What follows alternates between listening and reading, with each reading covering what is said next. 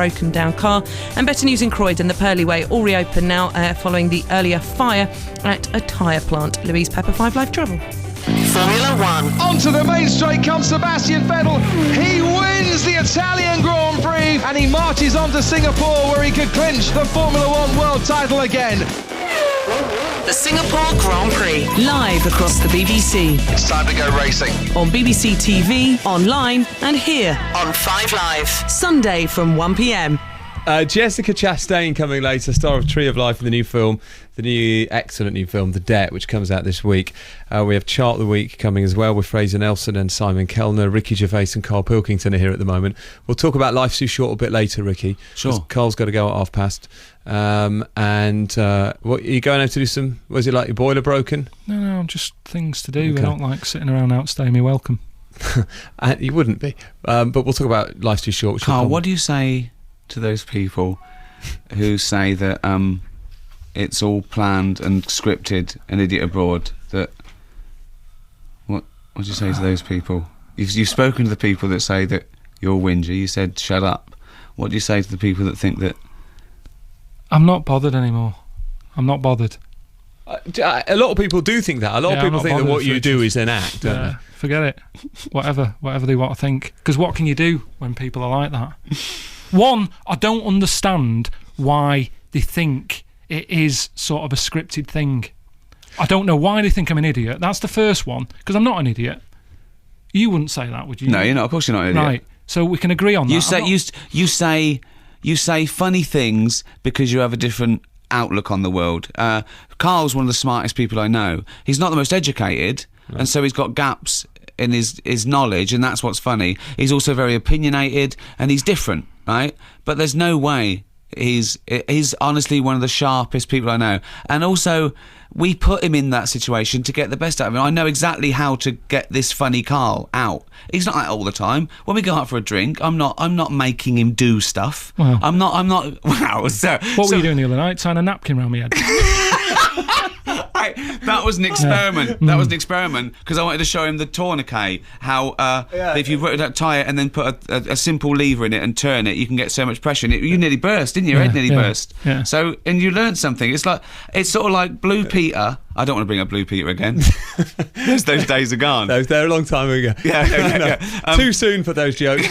Yeah, but I feel that I love this 10-year experience I've had with sort of educating Karl. Is that how long it's been? Not in a patronising way. Yeah. 10 years. It's fascinating. He's also my best mate. I can't get enough of him. We are mates. We do this, and he knows why I do this, and but it doesn't mean he doesn't still get angry and annoyed when he's stitched up somewhere on a shelf on a Trans-Siberian Railway and thought he was in first class, and I changed the ticket to third at the last minute.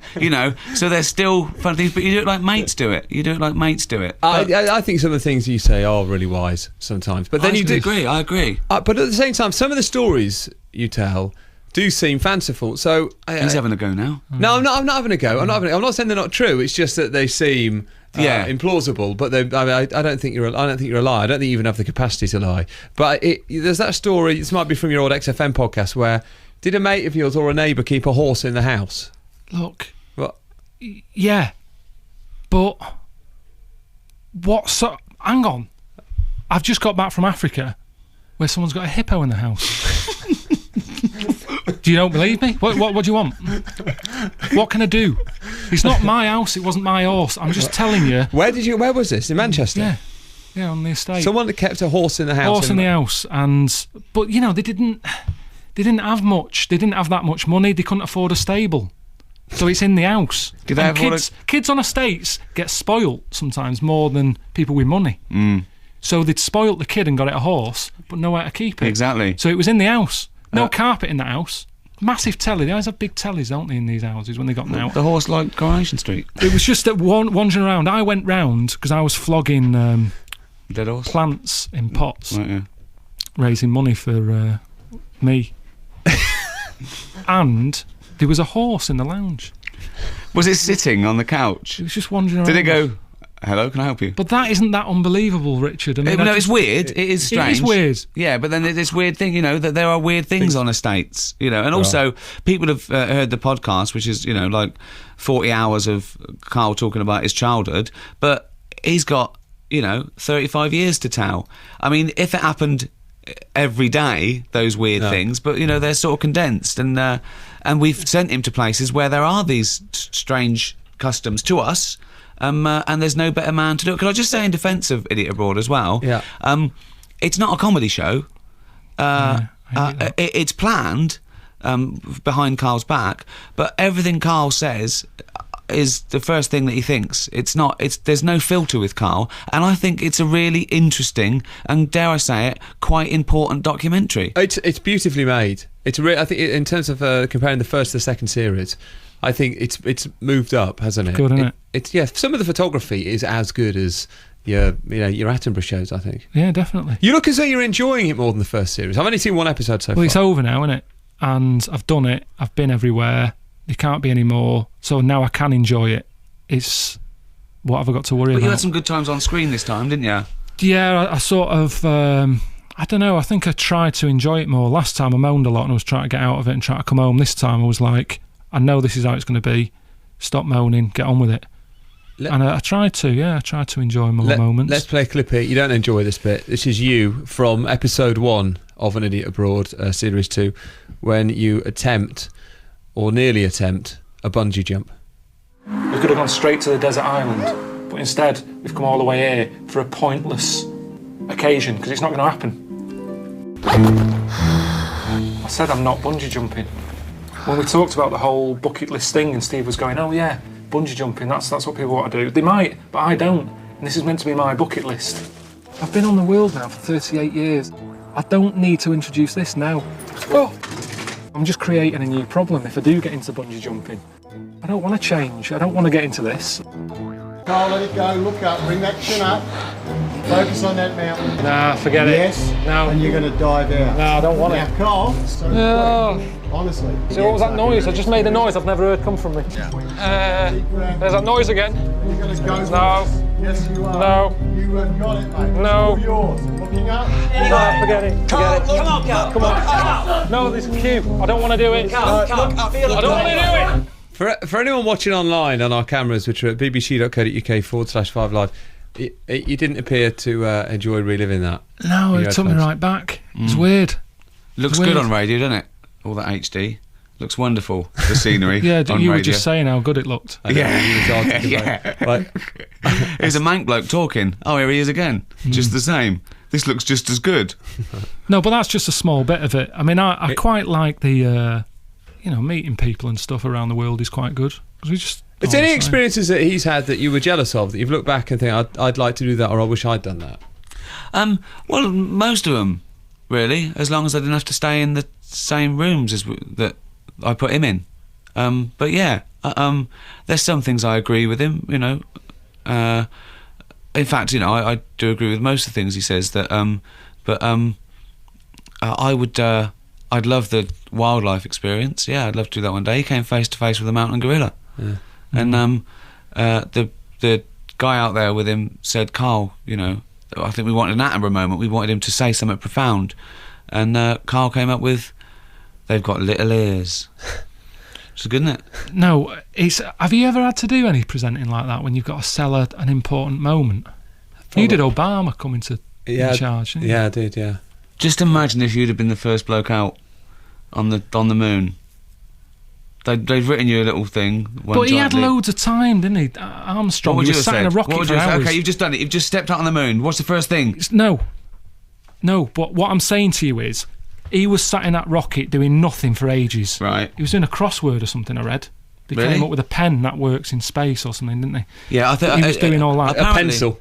Well, No, exactly. Russia Yeah, did that. Russia did the pencil. That's right. America spent like $100,000 on getting a pen that worked space, and Russia took a pencil. Whereas when I was sort of trekking for the gorillas, I walked for about 8 hours, and the guide kept saying 10 minutes, all right, 15 minutes. Well, hang on a minute, how long are we walking here? And he went on for 8 hours, and then I get there. That's because you were going too slow, so the gorilla was getting away. If you'd have gone faster, you'd have got caught up with him.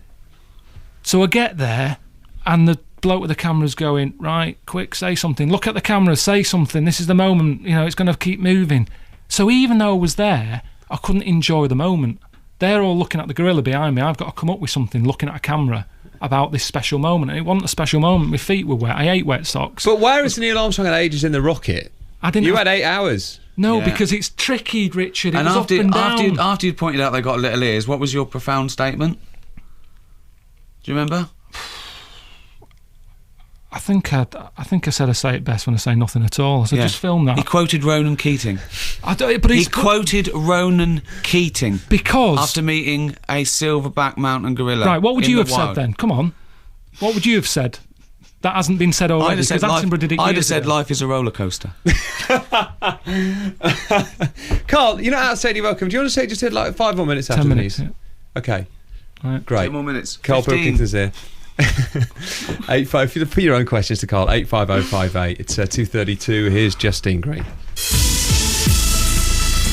Online at bbc.co.uk/5live. This is BBC Radio 5 Live. The head of the World Bank has warned that the world is in a danger zone. International markets have tumbled after the US Federal Reserve forecast that growth would remain very weak.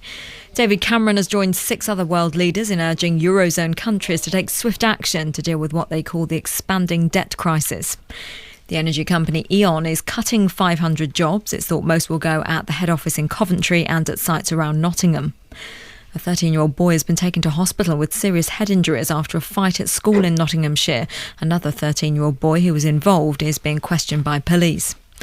A man's been remanded in custody accused of rogue trading, losing the Swiss bank UBS more than £1.5 billion. Kweku Adebole is due back in court next month. And 2 French Muslim women who defied a ban on covering their faces in public by wearing the niqab have been fined. Both plan to appeal. Sport now, here's Bob Ballard. The Swansea City manager Brendan Rodgers has sprung to the defence of his cousin Nigel Worthington. The former Northern Ireland manager Laurie Sanchez told the BBC recently that after a few defeats in the Euro 2012 qualifiers, Worthington should consider his position as a national team manager. Rodgers says that's unfair and unhelpful. There's always the criticism, of course, and it doesn't help when you have a former international manager coming out. And I found incredible speaking against him. Very inopportune moment. Do you feel that Laurie Sanchez spoke out? Oh, very much so. I couldn't believe it when I'd heard that. If that was reported, what was said, then I found it incredible that someone who's been in the position, knows the pressures, would come out and say something like that. But no, it's a very difficult job. I think everyone understands it. Nigel's been in there for a number of years. He knows as well as anyone, the role and how the game needs to improve. But he's also only as good as the players. And I think he's shown that when he has the players available, that the country's produced great results. When there's not, then I don't think we can argue. The Bolton manager Owen Coyle has endorsed the Arsenal board's backing of Arsene Wenger and has offered his support. Coyle takes his side to the Emirates and the Premier League on Saturday and says to describe the recent criticism of Wenger as a disappointment would be an understatement. Rio Ferdinand is likely to return for Manchester United at Stoke City on Saturday. The England centre-back has started only 2 of 5 Premier League matches for the leaders this season.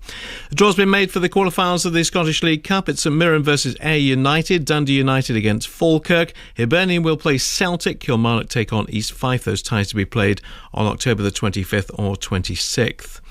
Mike Tindall returns to England's 3-quarter line for Saturday's Rugby World Cup match with Romania. He's one of 7 changes announced by Martin Johnson. Mark Cueto will make his tournament debut on the wing, while Johnny Wilkinson returns for Toby Flood at fly half. Rory Lawson keeps the Scotland armband for captain at Saturday's match with Argentina, with Alistair Kellogg missing out. Coach Andy Robinson says it was a difficult decision to take, but he's got the right response from the player. To be fair to Al, as always, he's taken it very well. He's an outstanding character. When it comes to selections, any player that's been left out, I found tough to do. Every single one of the players has put their hand up. Every single one of the players, I could make a justification of why to play for Scotland in this game. This is phase 2 of our operation in the World Cup, and we've got 2 games to win. Graham Swan leads England's cricketers for the first time in the T20 International against West Indies at the Oval tomorrow. Speaking to us earlier today, he says he's hoping that captaincy will suit him. Hopefully I will be a good leader. I'm looking forward to the challenge. It's been great so far. It's a very young squad, so they're very wide-eyed and keen to learn and keen to get in this team. So because of that, they've been very nice to me. I always say I've captained every game I've ever played in my own head. So it's just a case of having the voice to dictate to other people how that game goes now. So I'm excited by it. And Northamptonshire captain Andrew Hall has signed a 2-year contract extension to stay at Wantage Road until the end of the 2014 season. Thank you very much, Bob. But Carl, you look like you're in constant pain. No, I'm just. I am still jet lagged. Are you okay? There's a text here that Ricky Gervais and Karl Pilkington are here. And when is An Idiot Abroad 2 on? When did it start, Ricky?